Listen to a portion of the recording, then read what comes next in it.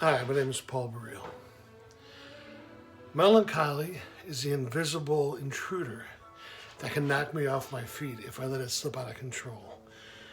I've been diagnosed medically with depression more than once, but the word depression seems distant and clinical. When I'm asked about it, I'm trying to be cool. I just say, I got the blues. I've also been known to say I'm in my sin because I really like the old sepia tone music, and this is where the vernacular can mean one thing or another dependent on the context. In honesty, it's simply melancholy. Now, melancholy is defined as a feeling of pensive sadness, typically with no obvious cause. The truth is, the most difficult element of melancholy is there's no obvious cause for the sadness. This lack of cause doesn't make the sadness any less devastating. In fact, the lack of cause exacerbates the sadness because we can't identify it, get to the root of it, and maybe, just maybe, figure it out. Melancholy has been instrumental in me missing many social events.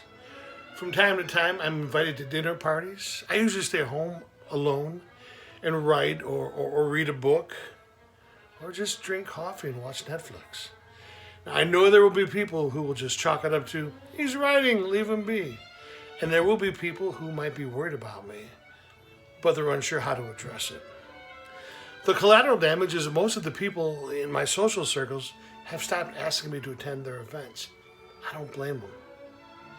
Melancholy alone can be wrestled with. There are times when anxiety pops its little head in as if to ask if there's any way to elevate the situation. Of course, there is, because nothing says home for the night with the lights low better than a dose of melancholy shaded with a dash of anxiety.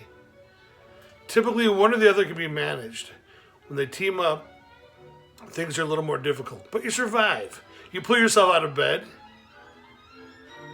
The sound of the coffee grinder informs that there's going to be better days. Better things are going to come. Sometimes I'm afraid if the melancholy were to leave me and find a new host, I would lose my ability to write, and writing defines me. If I can't write, if I can't tell my stories, I'll be crippled. I'll be irrelevant. I have to tell my stories. I think my melancholy in some ways is connected to that. So I fight this invisible intruder. I acquiesce when necessary.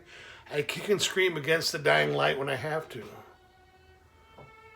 Most days I wish it was as simple as grinding coffee and writing a short essay. Thank you for listening.